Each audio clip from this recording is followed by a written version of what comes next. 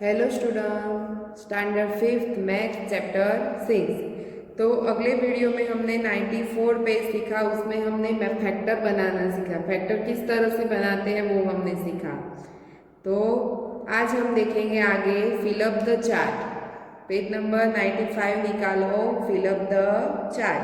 तो यहाँ chart fill up करना है।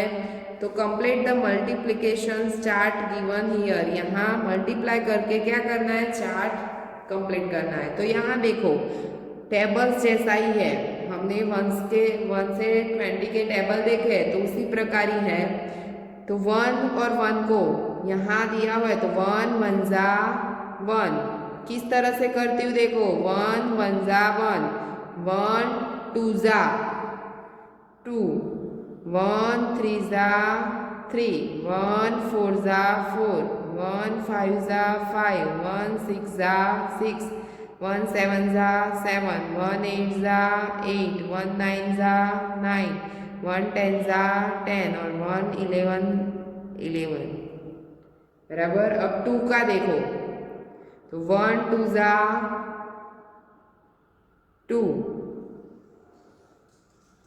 2 2 जा 4, 2 3 जा 6, 2 4 जा 8, 2 5 जा 10, 2 6 जा 12, 2 7 जा 14, 2 8 जा 16, 2 9 जा 18, 2 10 जा 20, 2 11 जा 22 और 2 12 तो 24। इस तरह से करना है। फिर 3 का लो तो 3 1 जा 3, 3 2 जा 6, 3 3 जा 9, 3 4 जा 12, 3 5 जा 15, 3 6 जा 18, 3 7 जा 21, 3 8 जा 24, 3 9 जा 27, 3 10 जा 30, 3 11 जा 33 और 3 12 जा 36। इस तरह से करना है। तो आपको बाकी के सभी 12 तक के कंप्लीट करने हैं। लास्ट में क्या आएगा, 12 12 जा 144 आएगा लास्ट में। 12 12 जा 144 आएगा। तो अब देखो यहाँ क्या दिया हुआ है। तो look at the green box in the chart, this show how we can get by multiplying different number.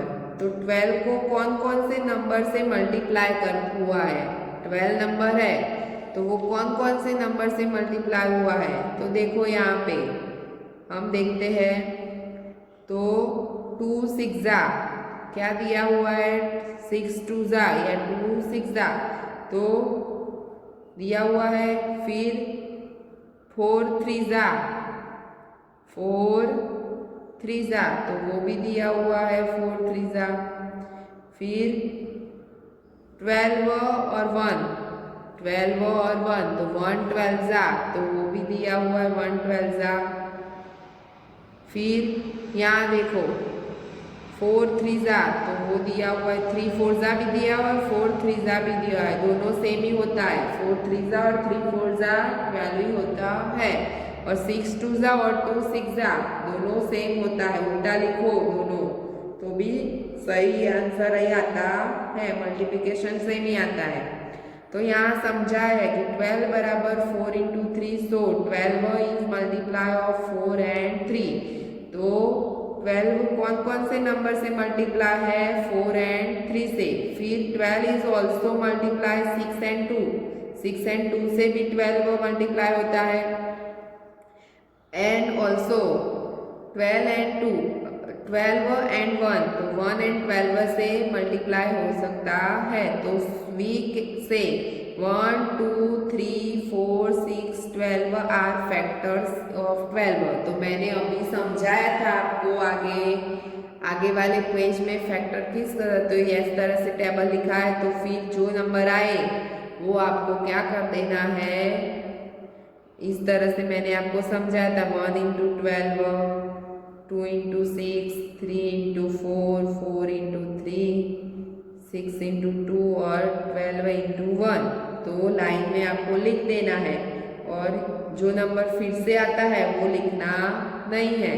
तो यू शेप में लिखो तो ये सभी फैक्टर्स बनेंगे 1, 2, 3, 4, 6 और 12। ये सभी 12 के फैक्टर्स है। फिर आगे देखो पीछे क्या कहा है। तो what are the factors of 10? हमें 10 के फैक्टर्स निकालने हैं। किसके फैक्टर्स निकालने हैं? 10 के। 10 के फैक्टर्स निकालने हैं तो मैंने अभी समझाया था। तो 10 कौन कौन से टेबल में आता है तो वो आगे देखते हैं। आप पूरा कंप्लीट करोगे तो ही समझ में आएगा। तो देखो यहाँ समझाती हूँ। तो 2 5 ज़ा 10 होता है, फिर 1 10 ज़ा 10 होता है। जहाँ जहाँ 10 आता है वो देख लेना है। तो 1 10 ज़ा 10 होगा, 2 10 ज़ा 10 होगा, सॉरी 2 5 ज़ा 10 होगा, फिर 5 2 ज़ा करोगे 5 2 ज़ा तो भी क्या आएगा 10। क्या आएगा 10। और 10 2 ज़ा सॉरी 10 1 ज़ा करोगे तो भी क्या आएगा 10। तो यहाँ हम लिखेंगे, मैंने अभी समझाया था आपको फैक्टर किस तरह से बनाना है। तो इस तरह से लिखना है। 10 का फैक्टर्स लिखते हैं तो 1 इंटू 10, फिर 2 इंटू 5, 5 इंटू 2 और 10 इंटू 1। तो मैंने अभी समझाया था कि यू शेप में लिखना है। तो 1 2 5 और 10 और जो नंबर आए 1 आ गया यानी लिखना नहीं, 2 भी आ गया, 5 भी आ गया, 10 भी आ गया। तो ये 1 2 5 और 10 क्या हुए 10 के फैक्टर्स हुए। What are factors of 36? तो आप टेबल जब कंप्लीट करोगे तब जल्दी समझ में आएगा। 36 के लिखने हैं तो 1 से शुरू करते हैं। तो 1 इंटू 36 होगा, फिर 2 इंटू क्या होगा 18, 2 इंटू 18, फिर 3 इंटू 12, फिर 4 इंटू 9, फिर कौन सा आएगा 8। आप दोबारा नहीं लिखो 8 इंटू 12 तो भी चलता है। 12 इंटू 30 दोबारा नहीं लिखोगे उल्टा तो भी चलता है। फिर से लिखने की जरूरत नहीं है। मैं दोनों तरह से आपको समझा रही हूँ सभी लिख के। फिर 8 इंटू 12 आता है फिर से तो भी वो लिखना नहीं है। 12 इंटू 3 लिखो तो वो भी फिर से लिखना नहीं है। 9 इंटू 4 करो या 4 इंटू 9 करो दोनों सेम होता है यानी फिर से लिखने की जरूरत नहीं है। फिर 6 इंटू 6 वो भी से आता है 36 का। अब इतने क्या हुए 36 के हुए। मैं फिर से ये लिखूंगी नहीं 8 इंटू 2 दोबारा लिखती नहीं हो। तो यू शेप में हम लिखेंगे। जो नंबर सेम आए तो वो लिखना नहीं है। तो वो यू शेप में लिखते हैं। तो 1 2 3 4 6 फिर से आए यानी लिखना नहीं है। 9 12 18 36। तो इस तरह से ये 36 के मल्टीप्लाई फैक्टर्स हुए। Find out all the factor 36 from the multiplication chart. तो आप मल्टीप्लिकेशन चार्ट में देख के यहाँ जो आप चार्ट बनाओगे आगे यहाँ बनाओगे तभी आपको पता चलेगा कि कौन कौन से टेबल में 36 आता है, कौन कौन से टेबल में 36 आता है। तो वो आप ढूंढ सकोगे इजीली चार्ट के हिसाब से।